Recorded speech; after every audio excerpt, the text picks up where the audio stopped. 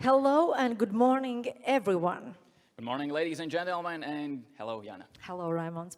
I'm very happy to be here on this stage, very honored to warmly welcome you all to this International Football Forum, where you will be able to hear the viewpoints of various football and sports industry experts in the opportunities and challenges that the industry has.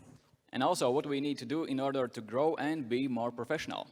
And as you might understand, since we are standing on this stage, we will be both hosting this football forum today. And I'm very happy and lucky to be here with my colleague, one of the best sport journalists in Latvia, Raimons Gekis. Thank you, Jana, for these kind words. And it means a lot since you are the real TV star, Jana Dulevska, and Sometimes during the weekends only. But since you come from the TV entertainment industry, I can't not ask you a question. How did you end up here in this football forum? To make a long story short, Even better. Yes. A couple of weeks ago, I received a call from Einar Daksha. Einar, where are you? Please wave us. Yes, thank you. Applause is for Einar. Yes, Einar did a lot for today. And yes, since I saw him calling, I already understood it's going to be something huge and powerful, because always his positively crazy ideas always lead to something incredibly great. So thank you, Einar. But yes, my first connection football was when I was 3 years old. My grandfather took me to the football game, since he was a huge football fan, and he forgot me at the stadium after his favorite team won. Such a dedicated football fan. Yeah, he was crazy about football, and he was so excited that he just went home without me, but luckily the home was next to the stadium. So that's why I'm standing here. You guess everything ended well. But I have a guess. What kind of connection you have with football? Well, I come from a biathlon circle, and biathlon and football couldn't be more further from each other, but we played football during our practice sessions, and I think football is the only sport who is on its own a big sport, and at the same time is used in other sports as a practice. So yeah, and we saw that during the World Hockey Championship that's currently it's held in Finland, that the teams before the games, what they do, they play football as their warm-up. Funny you, Raimons, mentioned hockey, because my husband was a former ice hockey player, professional ice hockey player, and he has the most played games in national team, Latvia's national team, and my oldest son actually also plays in Latvia's national junior team, but don't tell anybody. But It's going to be our secret. Yes, don't tell them, my husband and my son. I've always loved and liked football a little bit better. So let it be our secret. But before we start, I would kindly ask you to switch off your mobile phones and devices in order to only interruptions come from our speakers from the stage, and to those who haven't taken the earphones for translation from Spanish to Latvian and English to Latvian, please, you can go and take them at the reception. Yeah. We have the honor to organize such an event in Latvia. For sure, Latvia is a football country, considering that such a small country has a rich football history. Last year, we celebrated the 100th anniversary of Latvia's Football Federation. But in a nutshell, football in Latvia is almost 120 years. In 1924, Latvia participated in the Olympic Games, but, of course, the biggest success of Euro 2004 has stayed in everyone's memories. Football club Ventspils was the first of the Baltic states to reach a group tournament in the UEFA Europe League. But in 2010, the Latvian national football team nearly reached the playoff zone in the FIFA World Cup qualifiers. According to Wikipedia, football is the most massive sport in Latvia, as well as currently Optibet Virslīga is the leading championship among all sports in Latvia, and also the leading football league in the Baltics. Yeah, Jana, you just reminded to us that Latvian football has a rich history, and hopefully we'll have more rich history coming, and we'll write more passages to that. But after this forum, we are kindly welcoming you to Riga Derby against RFS and Riga FC, which will be, I think, very special game. But now, let's warmly welcome the person, actually the reason why we are here, the president of Optibet Virslīga, a person who just recently has been elected to the board of the European Professional Leagues Association as the first representative of Baltics. A man who strongly believes that Latvian football has a rapid growth and that the football needs to continue, break the borders and broaden its horizons. Ladies and gentlemen, Maksims Krivuņecs. Let's give big applauses and round of applause for Maksims.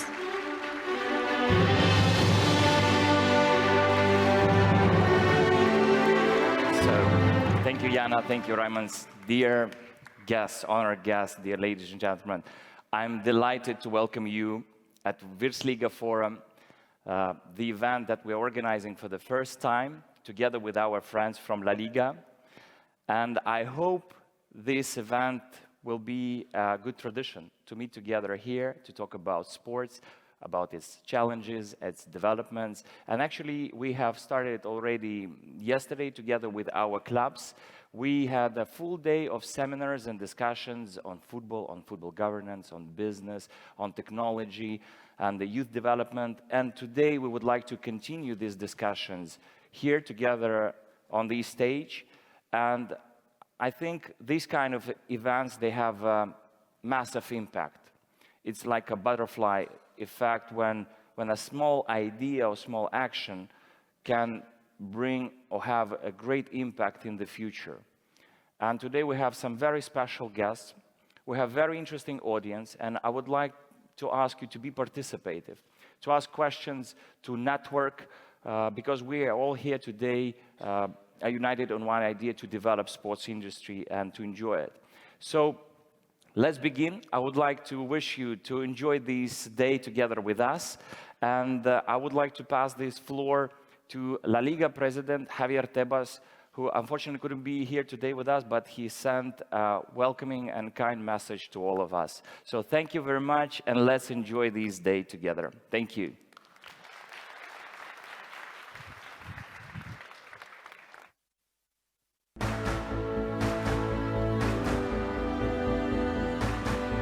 Buenos días, un saludo a todos los asistentes a este primer foro Virslīga, ¿no? Creo que es muy importante este foro, ¿no? Y además la Liga llevamos meses colaborando ya con nuestros compañeros de Virslīga, ¿no? Y este foro yo lo encuadraría dentro del MOU que tenemos firmado desde hace meses, ¿no? Este tipo de foros son mucho más importantes de lo que parecen, ¿no? Este tipo de foros donde se habla de la industria del deporte, y en este caso concreto de la industria del fútbol también, son muy importantes para intercambiar ideas, para ver hacia dónde van las tendencias tecnológicas tan importantes en el mundo del deporte en las fechas, en la época en la que nos encontramos. Importante para ver también cómo son los modelos organizativos de otras competiciones. Por lo tanto, yo creo que para esta zona de Europa, este foro de Virslīga, yo creo que es clave para el futuro y el desarrollo. Es el primero. Espero que no sea el último, sino haya que seguir trabajando en más foros, ¿no? Porque cada año la industria del deporte y la industria del fútbol en concreto va creciendo y van saliendo muchísimas novedades, ¿no? Y además para el ámbito de Letonia es importante porque sabemos que tienen una alta competencia con otros deportes como son el baloncesto y el hockey sobre hielo, ¿no? Pero eso, más que preocuparnos, nos tiene que servir de ánimo, de incentivo para que el fútbol en Letonia sea más importante de lo que puede ser hoy en día, ¿no? Para ese, aquí estamos la Liga, como ya he explicado desde hace meses con este MOU, para intentar ir de la mano con Virslīga para que esta liga crezca, ¿no? Mandar recuerdos al presidente Maksims, ¿no? Porque ha sido, creo que, un hombre visionario de lo que tiene y necesita el fútbol de Letonia, ¿no? Y además felicitarle, ¿no? Y yo creo que nos tenemos que felicitar también todos los clubes de Letonia por este puesto que ha conseguido en una elección con una abrumadora mayoría, por cierto, para ser miembro del Consejo de Administración de las Ligas Europeas, ¿no? El Consejo de Administración de las Ligas Europeas es un órgano muy importante en el fútbol europeo. Maksims va a representar un tipo de liga a la cual desde la Liga Española nosotros admiramos y respetamos, ¿no? Las ligas no son grandes o pequeñas por el volumen económico que tienen, ¿no? Sino son grandes o pequeñas porque se determina cómo se gestionan, cómo crecen, cómo van hacia adelante. Y yo creo que Maksims va a poder representar ese tipo de liga que hay, ¿no? Y por último, hacer un llamamiento al CAP, ¿no? Esta organización de clubes europeos que tenemos desde European League, ¿no? En Ámsterdam, el próximo 16 de junio, hay una reunión del CAP. Es importante la asistencia, los clubes de la Liga de Letonia que estáis aquí, esperamos que acudáis y nos acompañéis. Este CAP ha sido elemento dinamizador, incluso revolucionario, de a veces decisiones que se toman en Europa sin contar con los clubes, y los clubes sobre todo pequeños y medianos del fútbol europeo. Que vaya todo bien, ánimo y os espero que nos veamos el próximo año. Indeed, we have set the bar real high for this forum, but tell me, based on what you know and what you have seen about Latvian football, what's your opinion? You ask me as a professional? Yeah, for sure. Overall, I like what I see. I understand, of course, that any development has an up and down curve, but the key is the tendency, and it definitely goes upward. And what is your opinion, Raimond? Well, as a sport journalist, definitely have seen the back scene of football and how Latvian football has grown and become more solid in its position here in Latvia. But in order to keep its position, we need to be, as a football community, even more goal-orientated. But the fact that here we talk about football and we have great speakers, I can't not talk about LaLiga, which only few years ago only had few employees, but now they only have, not only, but they have 700 employees, which is a huge organization. And it's hard to imagine that LaLiga only had few employees like back then, but now 700. It's a big gap. And yeah, in order to understand how this organization works and its function, I think we can keep on going and and see what's next. Yeah, and who could talk about this in details than the people who are involved with developing football in Europe. Ladies and gentlemen, our first discussion panel is about football development. Let's welcome back on the stage Maksims Krivuņecs, president of Virslīga. And as our next speaker, I would like to welcome Javier Morente, deputy to the president of LaLiga.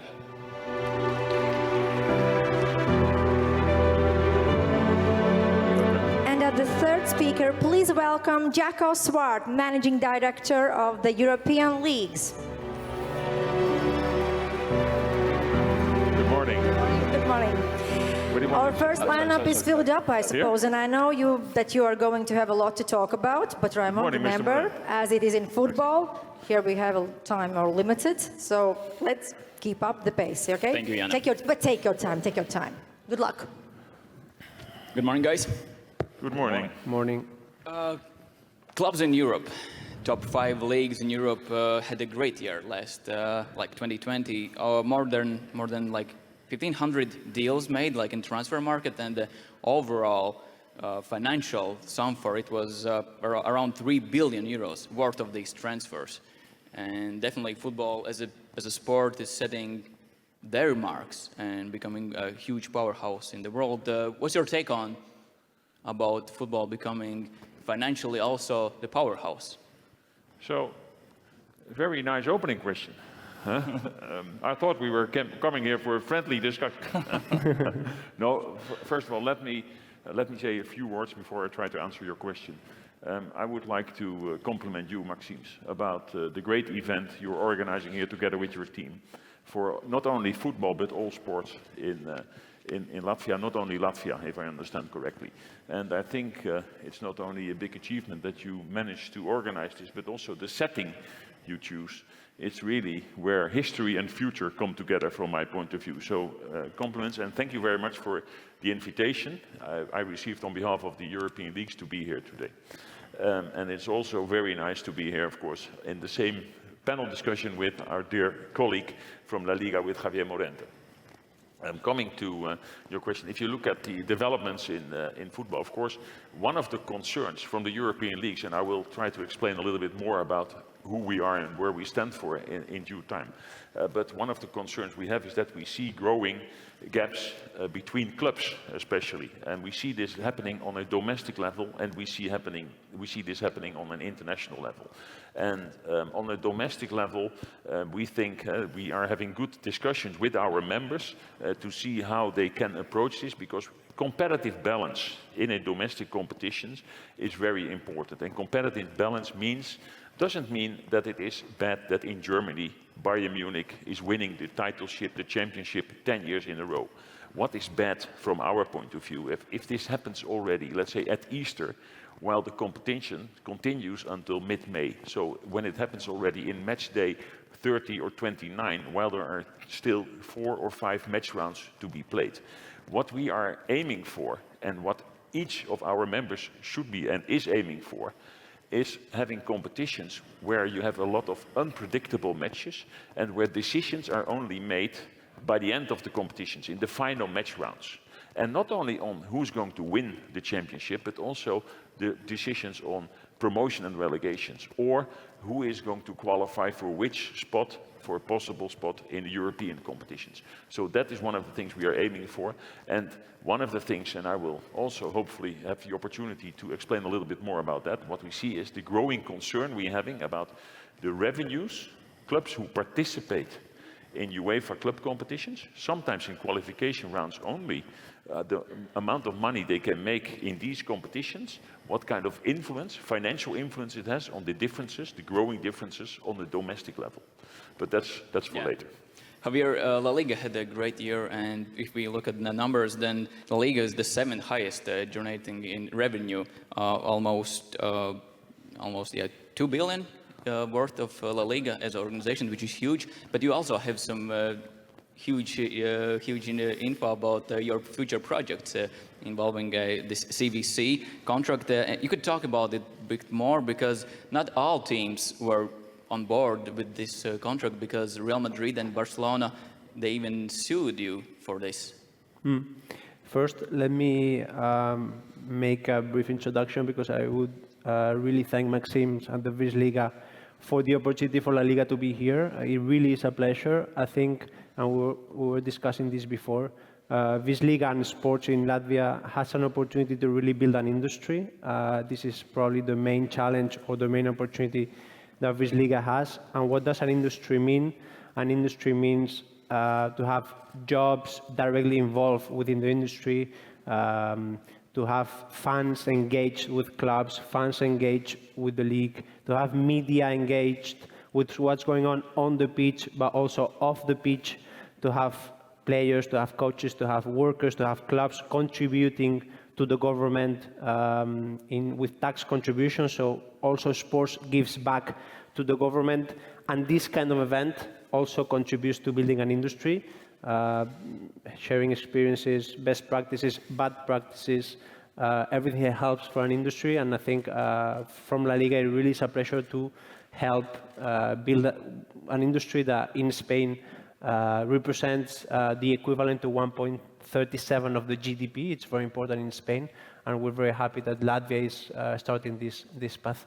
And Raymond, getting back to your question, yeah, we had a historical milestone in LaLiga. There are, I would say, 3 main milestones that we've accomplished in the last 10 years. The first one was an economic control system that is very strong, and I probably will come back to this hot topic of Mbappé later on. The second one is the centralization of the TV rights that allowed the disparity between the big clubs and the medium and small clubs to get reduced. And the third one is the milestone we signed with CVC 5-6 months ago. And CVC is, for all that you don't know about them, it's the biggest investment fund within sports. They have 25 years experience in sports. They've done very important deals with other properties, with Formula One, with NBA, with NFL, with MLB, sorry. and they decided to join LaLiga family with a contribution of 2 billion euros for 8% of LaLiga revenues, LaLiga and the club's revenues. And Osasuna, for example, is here. Osasuna will receive more than 50 million euros, but there is a requirement that clubs have to follow. 15% maximum of the amount has to go to pay back debts. 15% maximum of the amount has to go to the squad, and 70%, so the vast majority of the money, has to go to the growth and the development of the club, which means improving their infrastructure, improving stadiums, facilities, reinforcing the structure, the organizational structure, so professionalizing the club. So talent in the international department, talent in comms, talent in branding, and so on. And so this is a historical milestone, and it will boost the growth of LaLiga and the clubs, because clubs will be able to do in 3-4 years what they would have done in 20-25 years. So it's going to accelerate the growth so much. Maxim, Virslīga could dream about this contract in this stage, European football, where Virslīga stands. Well, of course, we're far from negotiating with the private investment companies investing in the league. We are making our probably first steps towards commercialization of the league, and they are quite successful. I think one of the milestones for us was in 2018 joining European Leagues Association, because I believe this organization has a great source. It is a great source of knowledge and experience that we were happy to have. And that's why we started participating in the collective agreements that together with other leagues, like what Javier told, like centralization of rights. It also works not on the clubs level, but also on the leagues level, when we combine several leagues and provide to the market data rights, streaming rights, in increasing this value. So we started commercializing the league.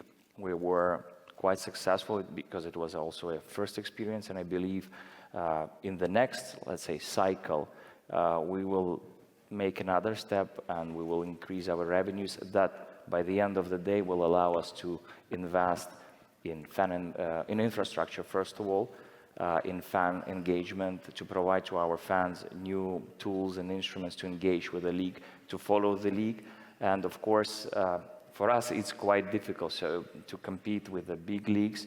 Of course, they are competing with Disney Plus, with Netflix, LaLiga, with Premier League, of course. So we are competing with all of these, like, let's say, sources of entertainment, but also with LaLiga and Premier League, because they have a top product. And I believe that what LaLiga, Bundesliga, Serie A cannot provide to our fans is a consumption of football live at the stands.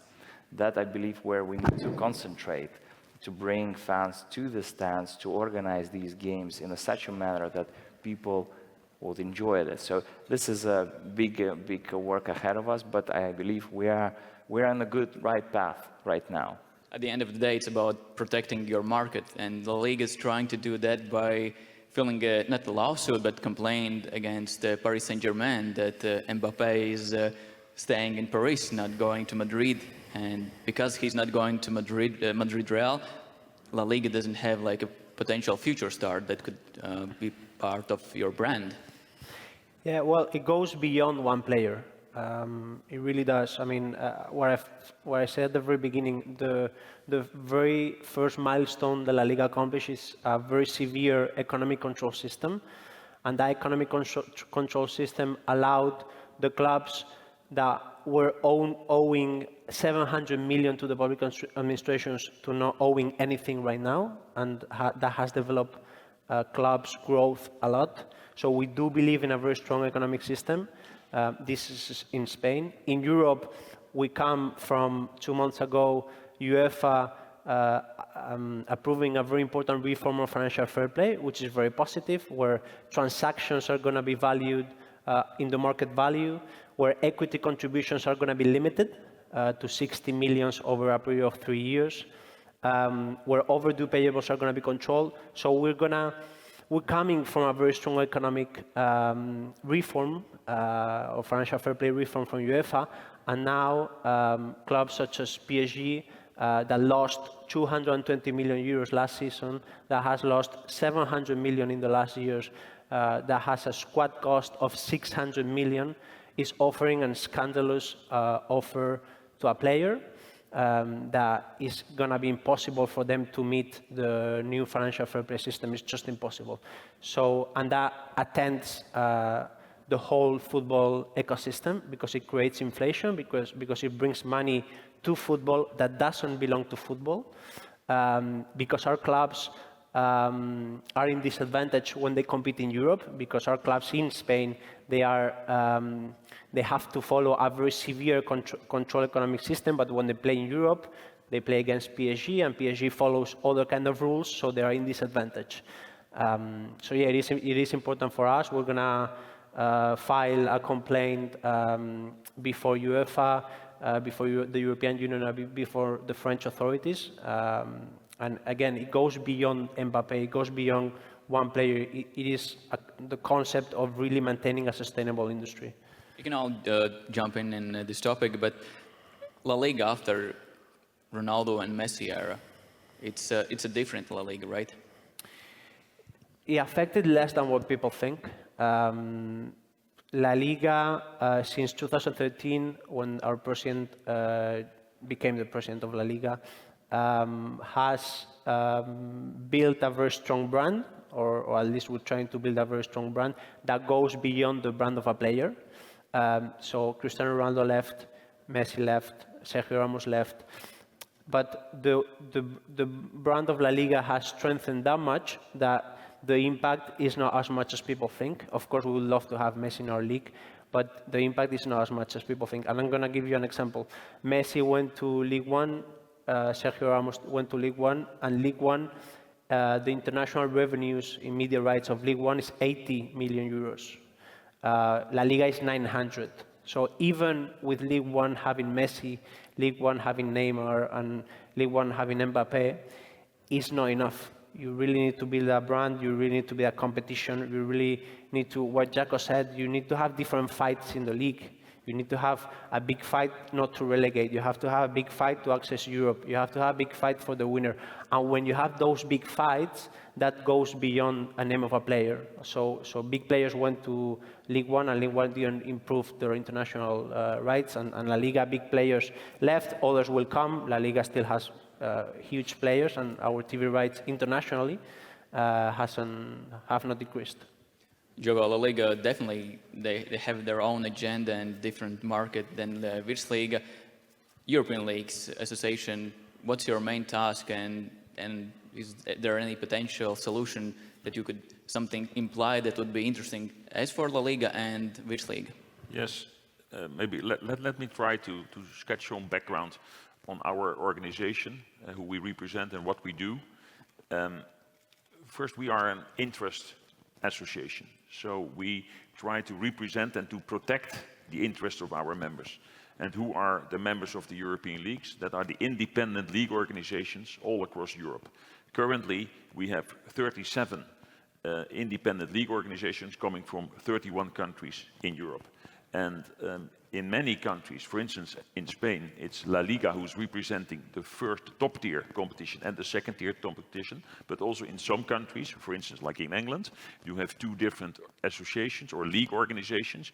One is the Premier League, representing the top-tier level, and the other one is the EFL, the English Football League, representing, and this is the special case in England, the 3 or 4 different professional tiers in English football. So if you add this up, we add up to 31 countries, 37 competitions.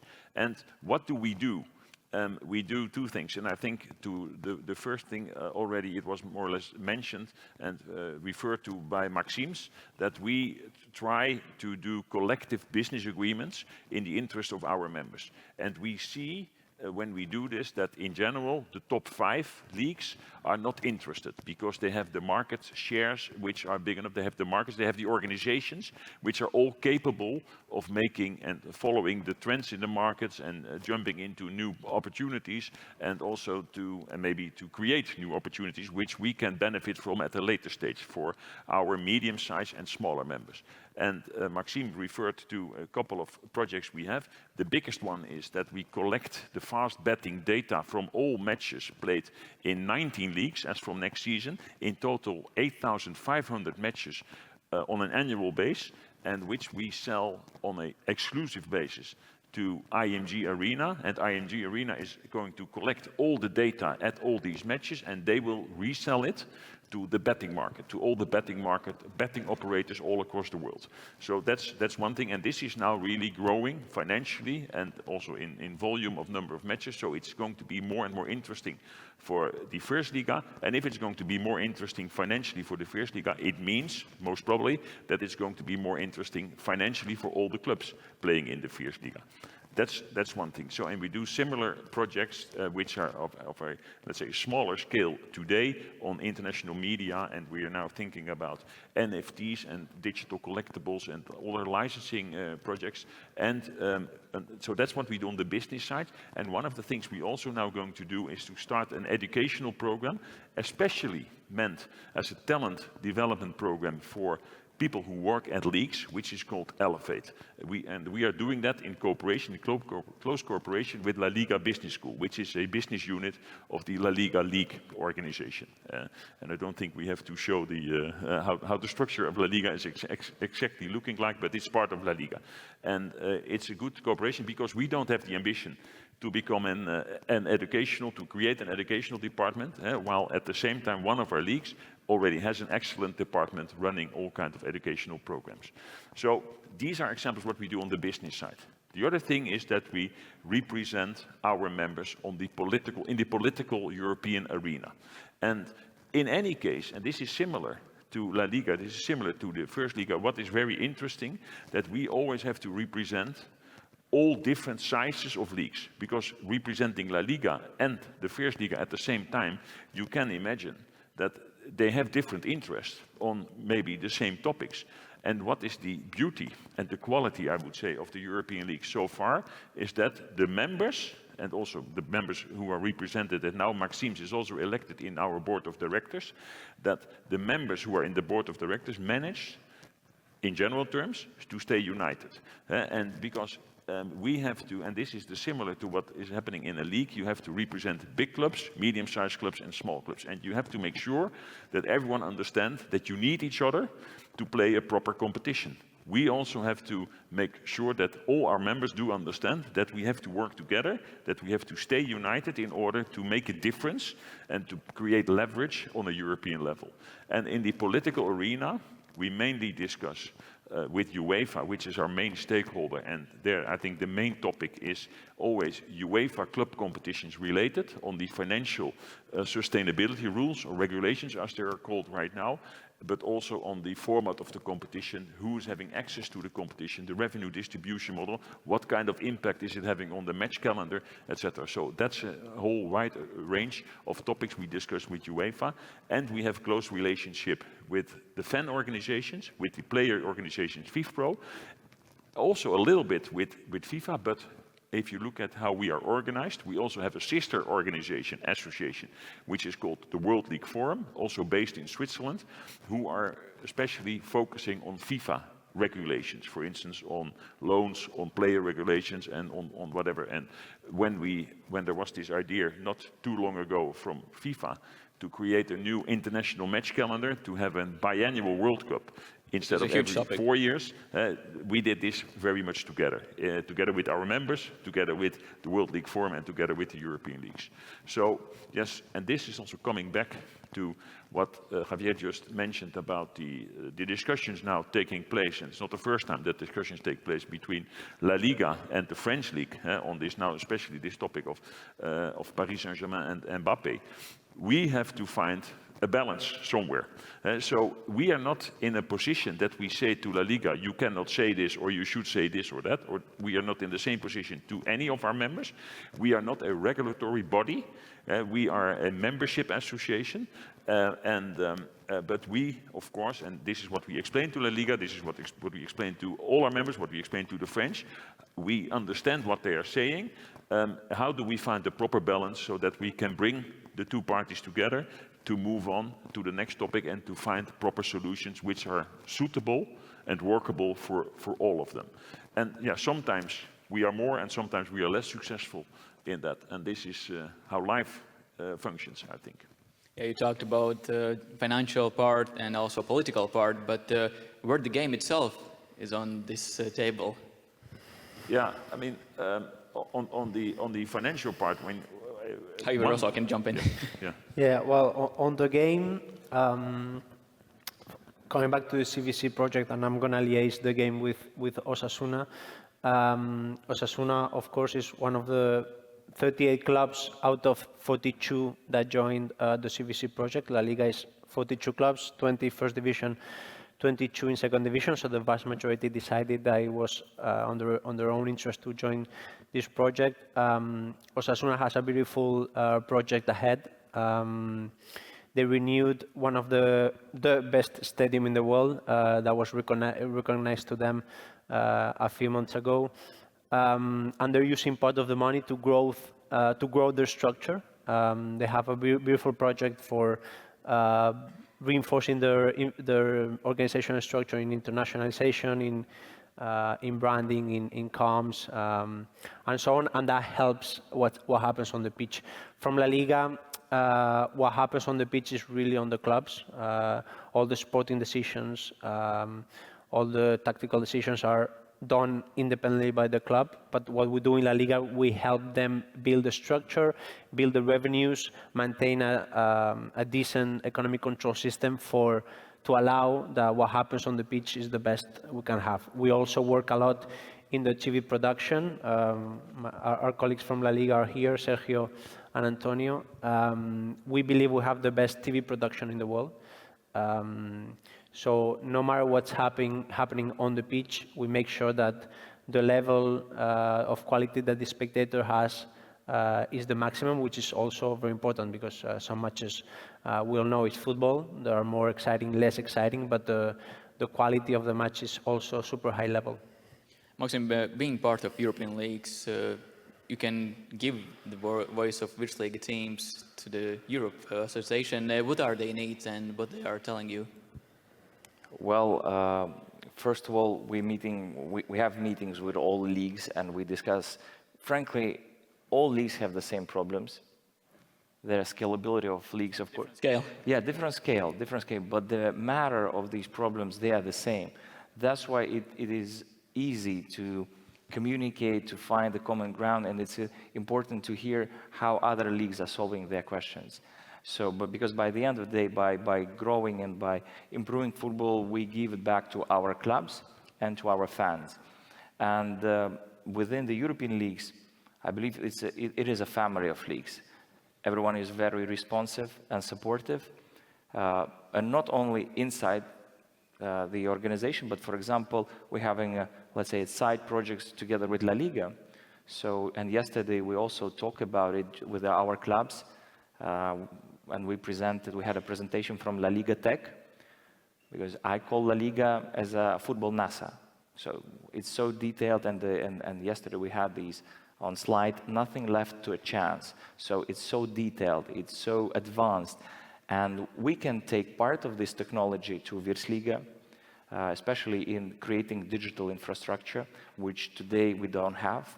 And I believe none of our leagues have it today, right now, and I believe in 3-4 years we will be able to finish, or finish the first phase and to show the results, why we did it. So now we are 100% supported from our clubs, which it's fantastic when clubs believe in your strategy, what you're doing. But also it's important to see how these big leagues approach their work.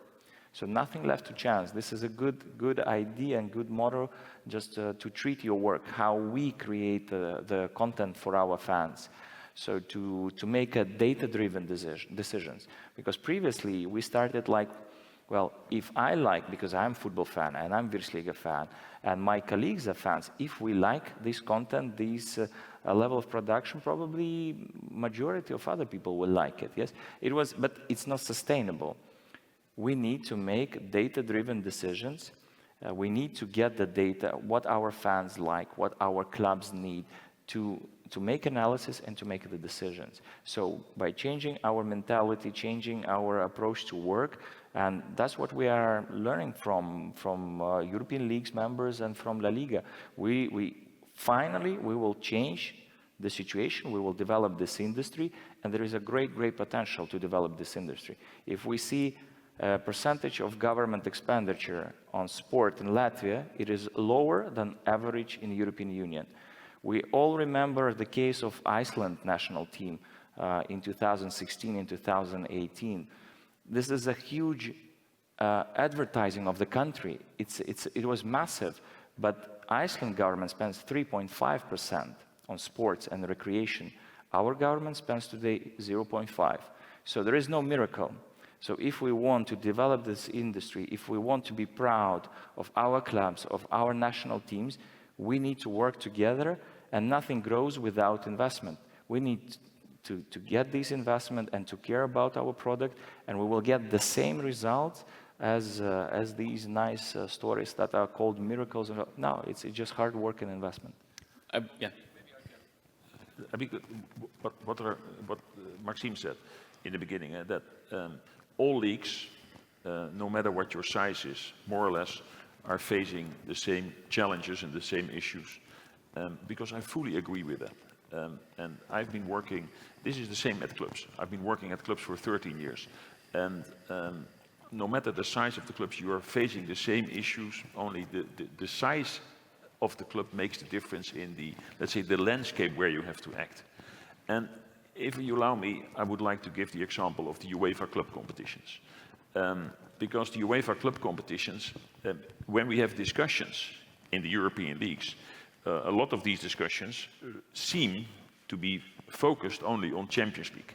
And Champions League, with all respect to the Virslīga and all respect also to the Lithuanian clubs who are here today, I mean, that's probably not the international field where you are aiming for on the short term. But behind the Champions League, now we have the Europa League for a long time already, and now since this cycle we have the UEFA Conference League, which are really competitions which are in the domain also for leagues like the Virslīga. And I'm not saying that you should qualify with one of your teams every season into the Conference League, but you really must be aware, and you can build a strategy on this, how you can be assured now, but at least, and certainly when the new cycle is going to be introduced after 24, when the number of teams will increase further to 36 in each of the competitions, because by then, 37 domestic champions out of Europe, and Latvia, if I'm correct, is on position number 38 today, and it will not be number 1 to number 37, but you're on the edge of, let's say, qualifying yes or no to probably the Conference League. But you really have to think about building a strategy on this, how you want to improve your sporting quality of your teams so that you can be part of the Conference League. But being part of the Conference League also is could cause serious troubles, because the revenues clubs who participate in the Conference League will make are seriously and will double or maybe triple the budget of the top clubs in Latvia. So if that's going to happen, you see happening in Latvia exactly what's happening in my own country, the Netherlands, where we have the same discussion with clubs participating in the Champions League, or maybe even the discussion which is taking place in a top league like LaLiga, where you have 4 or 5 clubs participating in the Champions League, and they also make such a lot of money in the Champions League that other clubs cannot make up anymore. So it is on different scales, but it is the same topic and the same discussion. So we see the challenges, we see the opportunities, but we also see the risk. And the beauty now, I think, for Latvian football is you are in a situation, it's not happening today. So it's better to think about the strategy today, about something what could happen tomorrow, instead of first let it happen, and then we have to think about the strategy. Another thing, and then I will stop, about UEFA club competitions, which I want to mention, which is important for all clubs, is what we call the solidarity money. It is the money for the non-participating clubs. First of all, what I think is really good what we achieved together with UEFA, and I think the European leagues, all our leagues together, we played an important role in this, is that we managed that the total percentage which is used for the non-participating clubs is growing from 4 to 5%. It's only 1%, but 1% means 35 million per year.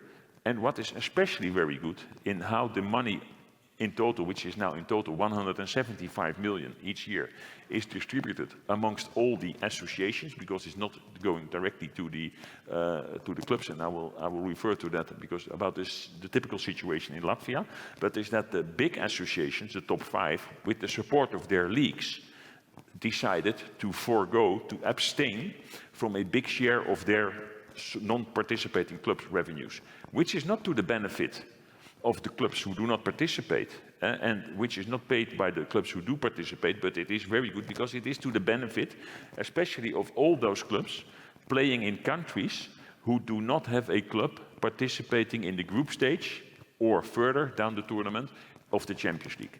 So the non-participating money, which is going to Latvian football, Latvian professional clubs, what should go to Latvian professional clubs, is really growing as well. And this brings it also to a very interesting debate, because it must be very clear that this money for the non-participating clubs is meant for professional clubs in each of the respective associations and countries.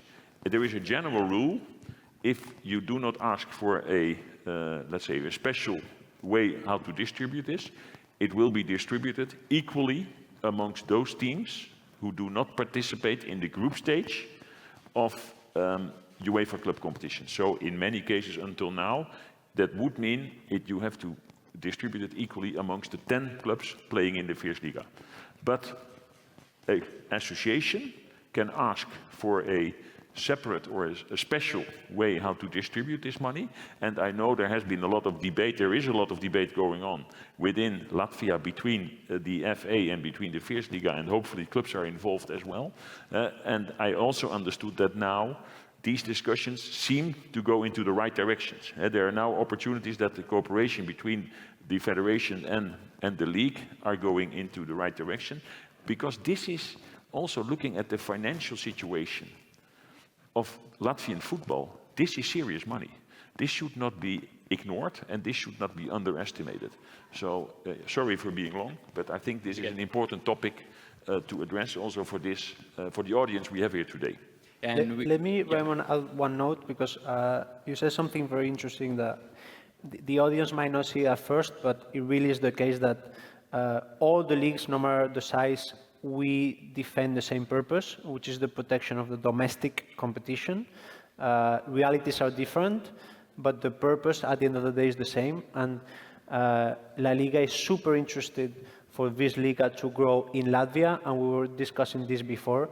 LaLiga doesn't want to be the first competition of football in Latvia. LaLiga wants to be the second competition, the first international competition, but the very first competition that has to be Virslīga in Latvia, because this is what's going to maintain football in the long term. Just to give you some numbers, in Europe, only looking at Europe, UEFA club competition generates 3 billion euros, more or less 3.5.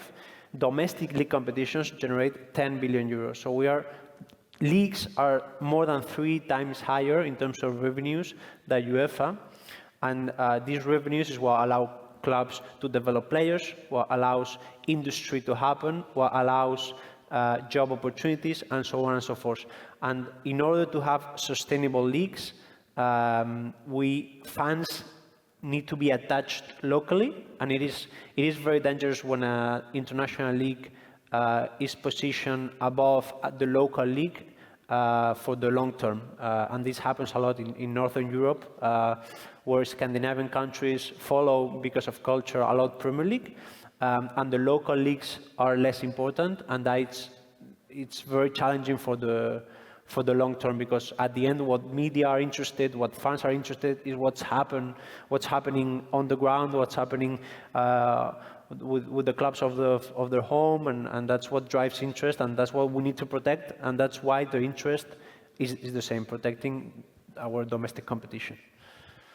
Yeah, Maksim, we heard that Latvian Virslīga is definitely trying to maintain its position and be better, but how it's, in your opinion, the best way to use our resources, which here in Latvia is very limited? Yes, this is Because our... we have basketball, also we have hockey and athletics, and everyone try to take at least some part of it. Yeah, I believe that having a shortage of resources is disadvantage, but at the same time it is advantage, because it drives us to think a little bit different, to try to be creative, and I try to implement, let's say, healthy failure culture within Virsliga. Let's try something different, and maybe it will bring us to a new stage than copy-pasting some that already exists. So, and this is a completely different mentality. But I also was asked several times, why LaLiga, what they're doing here? Why you signed the memorandum of understanding and you're working together? And you see that we want to grow within Latvia. So, of course, I wouldn't mind if LaLiga would be the first place in Virslīga, would be the second. So, but you see that they have their international strategy. They want to activate their brand on the local markets, and we fully support this strategy. I think it's a really smart thing to do. And if we find the projects and the things that we can combine forces and to get the results, it's a fantastic. That's what we are doing. And I believe we have still a lot of challenges ahead, especially because we have a small market. We don't have media market. And you see like big competitions, they develop because the majority of revenue is coming from the TV market, right? And we don't have these source of revenues. We have another ones, but maybe we can do it as the same.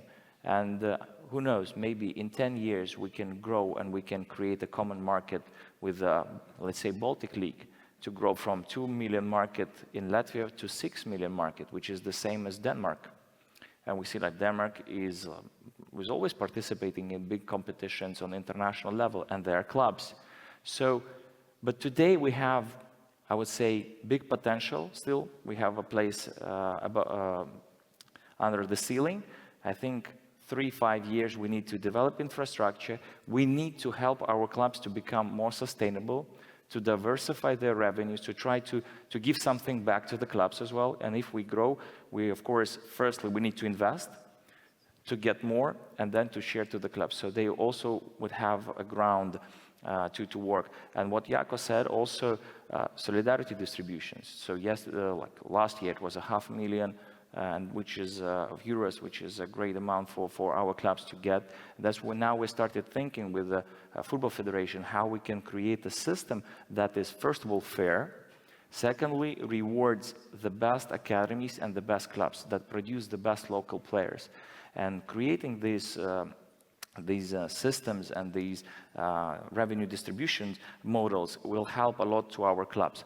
The same as, for example, a foreign player fund that was implemented by Virslīga several years ago, and that we believe is a very good instrument. So our clubs want to play in the UEFA club competition. So they want, and our players market is quite small. So we allowed these clubs, together with Football Federation, allowed these clubs to get more foreign players, but to pay registration fee for these players, to get the fund, we call it Youth Development Fund, and to distribute to the clubs that promote, that develop local players. And we see today that within the Virslīga, we see the transfers, like our clubs that are raising these players, they're selling to the bigger clubs. We see the international transfers. We see our clubs are very, very close to get to the final stages of the UEFA club competitions. So all these things, they help to drive this industry, they help to drive football. But what is also important, Virslīga will grow if we will help others in the areas where we have expertise, and others will help us. By others, you mean different leagues and different sports? Different leagues, yes. We have a nice talks with the Basketball Federation. We have a good talks with the Ice Hockey Federation. I believe these are 3 biggest team sports federation. If we will work together, if we will have also the same projects that we are having with LaLiga, but only on a local market, we can drive this industry, and everybody will benefit. Individual sports, bigger sports, but we need to get this strategy. we need to prove, to find the right words and right data to prove to the government to help us, because only together with government, together with the federations, and together with our clubs, we can grow this industry. And I'm pretty much sure with the changing habits of people consuming content and all the platforms, Netflix, sports will be always consumed, because there is a internal passion for supporting some teams to go to the stadium, to watch live game, and to support the teams. So it's Today can we see that? Yeah, and today we will definitely see that. But it's a long journey. It's a marathon. It's not a sprint. And the most important to have the strategy and the support, and we will be there definitely. Jana told me that they should watch time because we are running out of time, and I know you could, all the three guys, you could talk more and more. But if you have something last addition. I mean, I know we're running out of time, but I would like to say just a few things. First of all, in the cooperation between LaLiga and Virslīga, I really think that is a fantastic example on how a big league, a top league, can help a smaller league. And I know that, and I know this from my own experience on all different kind of levels, that LaLiga is very willing to help not only football, to develop football in Latvia, but all across Europe.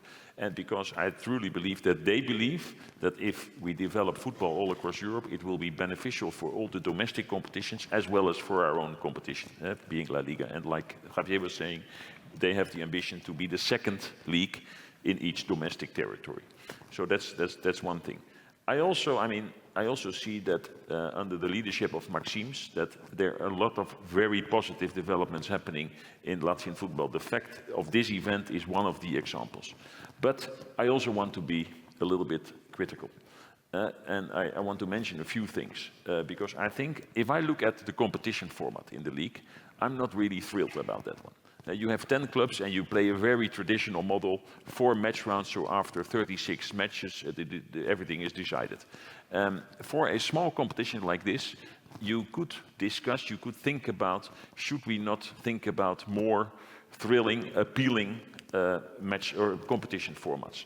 And also, if you look at, and I've been watching at some highlight clips on YouTube of several leagues, of matches from the league.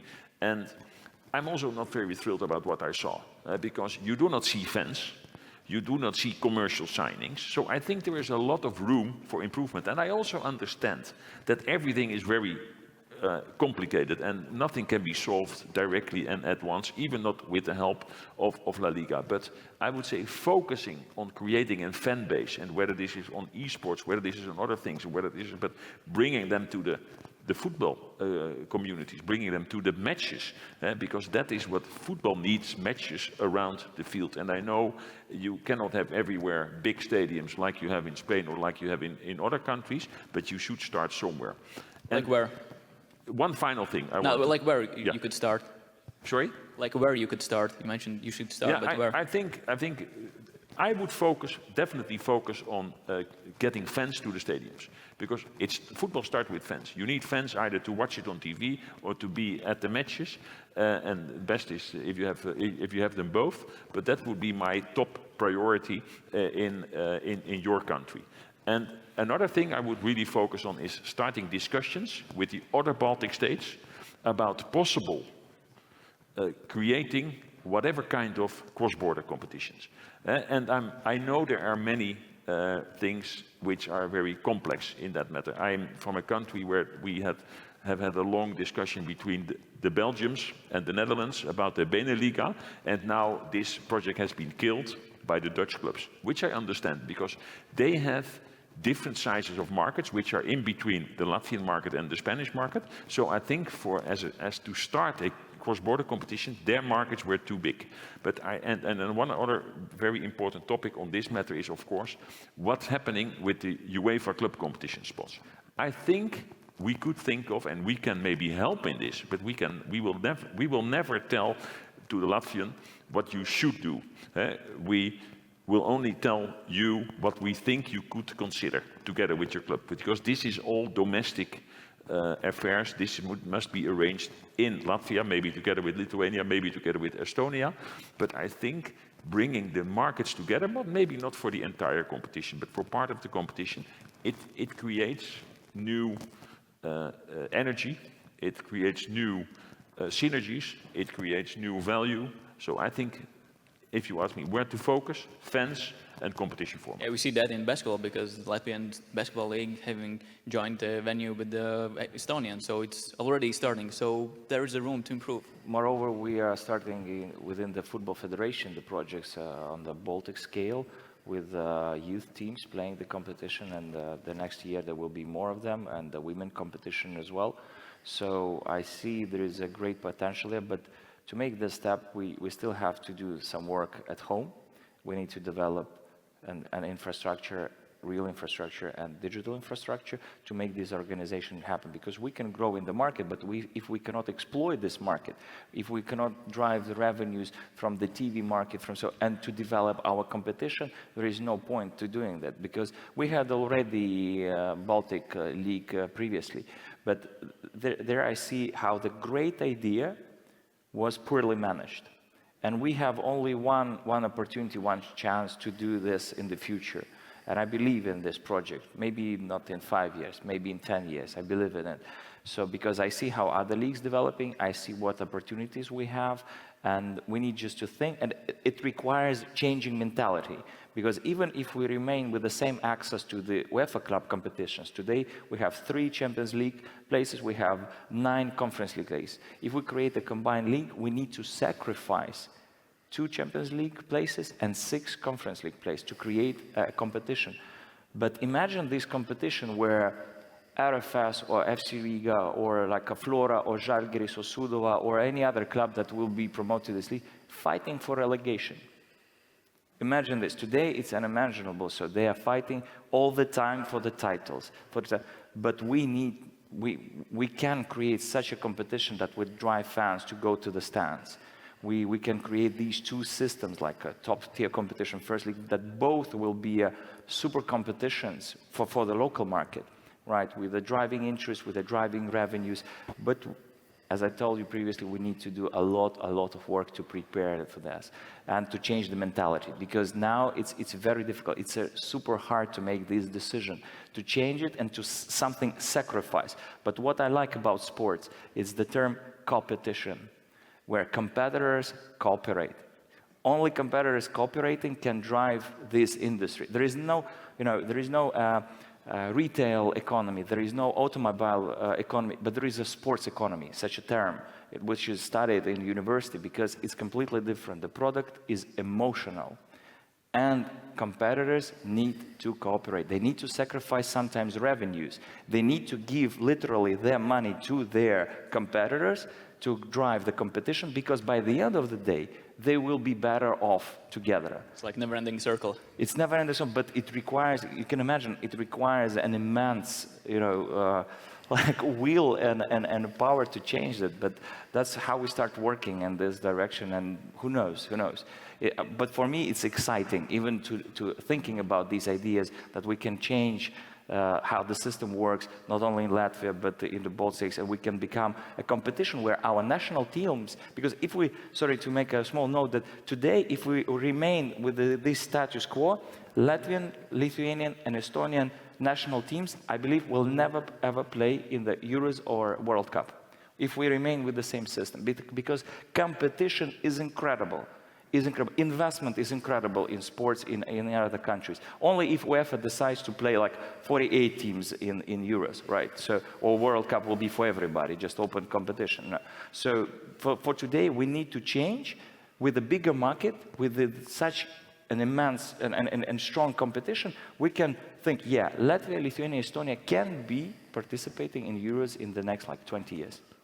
This is my thought that I was analyzing. Yeah, I felt that you prepared that. Yeah, this is thought that I all the time have. Sorry, that it's my big dream, and I think everything is possible. We see we have fantastic people, educated, willing, passionate. Of course, we are lacking some resources, and we're working to get to these resources. And I believe we also have a support of all stakeholders, because it requires, it's 3 federations. 3 countries, like 30 clubs that are playing today but it's also the clubs that are playing in the 2nd division as well. So there are so many stakeholders, and to unite everybody, it's a huge work. But Yeah, we are ready to do you need to that. find a different approach for everything. But it's time for to ask questions. If you have any from the audience, please raise your hand and you will be given a microphone. Is there anyone? Yeah, there is one question. There, you can raise your hand. Yeah, we have 2 questions here. 3. Yeah, you can go there first, bro. We will try to be brief and... Okay.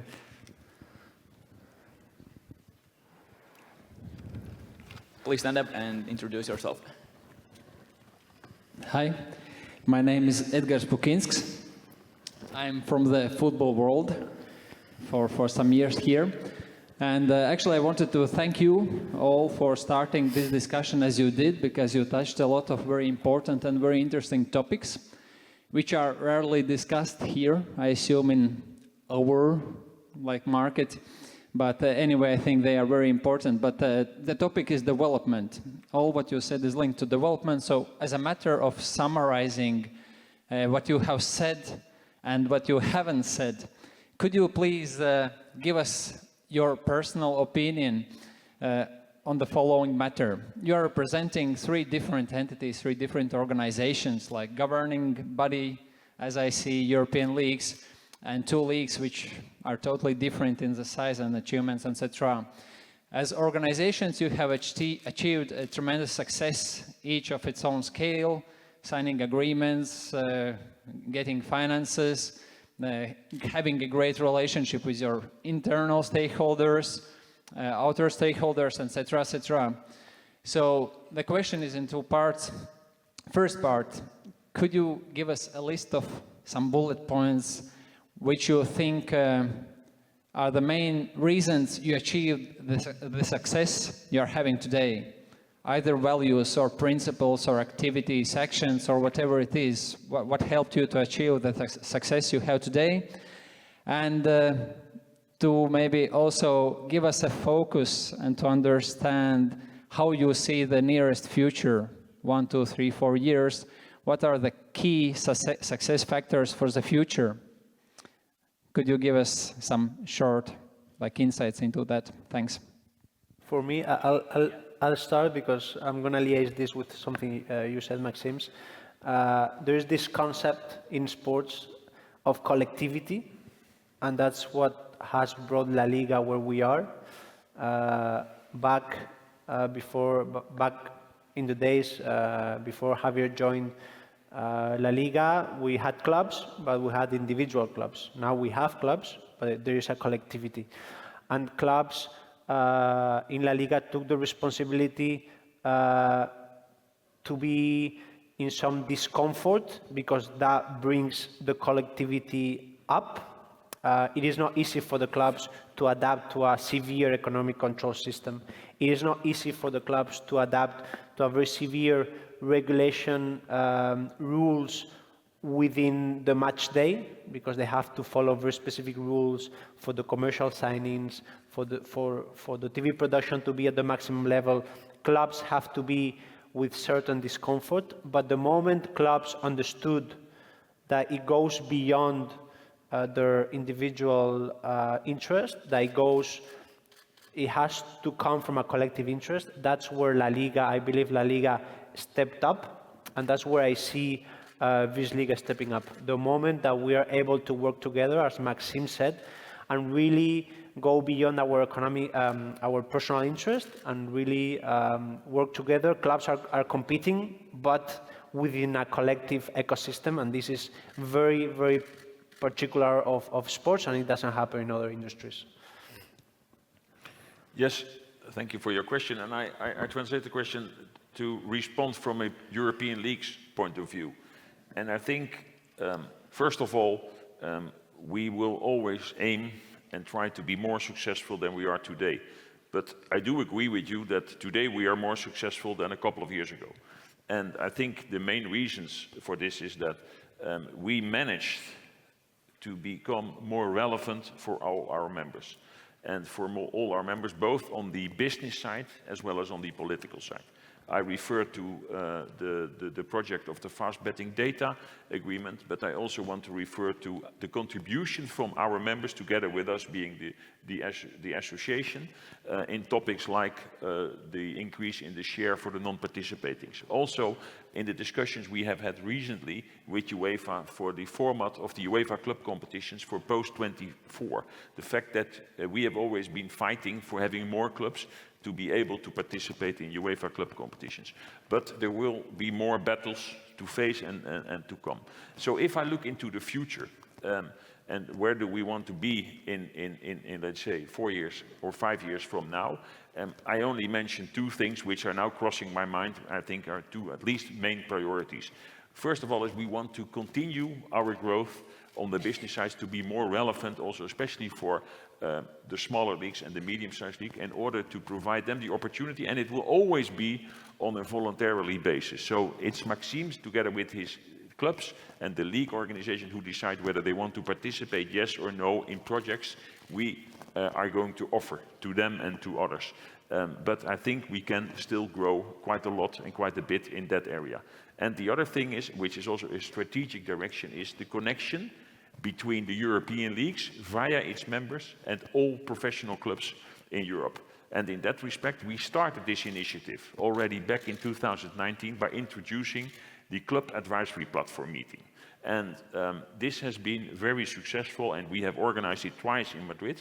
We have organized it in London, and we have organized it online. And next meeting will be in 2 or 3 weeks' time from now on the 16th of June in Amsterdam.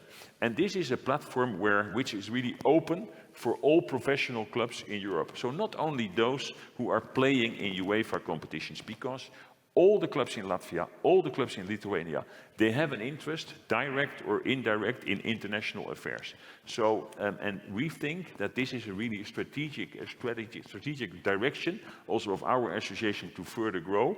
And therefore, I'm very happy already to see that there will be a lot of clubs coming from and a lot of people representing the leagues coming from the Baltic states. And I hope really that I will meet you and many of you in a few weeks' time in Amsterdam, because it will be a very interesting topic and also a very important meeting for all your clubs. Yes, thank you, Jacco, because I can elaborate on that. I'm happy that all our clubs, if we say about the success of Virslīga or the small success that we have today, it's helped because of our clubs supporting the ideas that we have. It's some kind of a centralization in believing in our strategy. Maybe at the first steps it was like, okay, let's try. These guys are a little bit crazy, but let's think, because you need to be a little bit healthy craziness and passionate to start these kind of projects. When we had without resources, we tried to change the status quo and to work and our club supported now.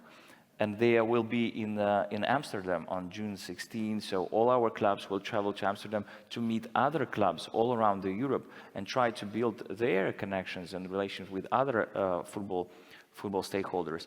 So what brought us here today, it's a little bit of mix of passion, of being fans of what we are doing. It's truly our hobby. We don't consider it's a work. We are all our team is a fantastic team. So in organizing this event, I would tell 1,000 times thank to them, because it is an enormous amount of work by a very, very small team. So of course we were helped together with our friends, with the Football Federation. But in Virslīga there are only 1 employee full-time. There are 4 guys. So you can imagine how enormously to produce. And it's not you. Yeah, including me, 4 of us. So producing 180 games, delivering streams to several partners, so having all fantasy, football manager, all these tools that we are providing to the fans, and we manage it with a really small team. So this is a big part of success. People. I believe there are 3 components of success. People, then right procedures. The right people should do the right things. And the next is technology. So when you have people and you have right procedures, you add technology and you have development.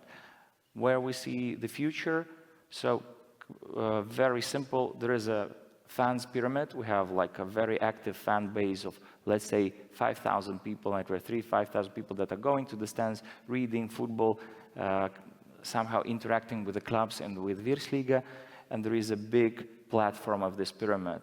So like a huge amount of people that are willing to consume sports, but maybe they don't know about the opportunities. Maybe they have different wills. So we need to understand fans. When we will start understanding fans with the technology, with their surveys, with other things, then we can produce the content they need and the quality they need. We will try, because it also requires resources, and we need to drive this pyramid up. So our fans will like the product, Virslīga product, because they have associations with the teams, with the players, with this league, and yeah, this is the focus for the future. Yeah, sadly, we only have time for one question, but you can meet with these guys during our lunch break and ask them for a question. I saw there was in the middle row someone could want to ask a question. In the middle? No? Our first, yeah.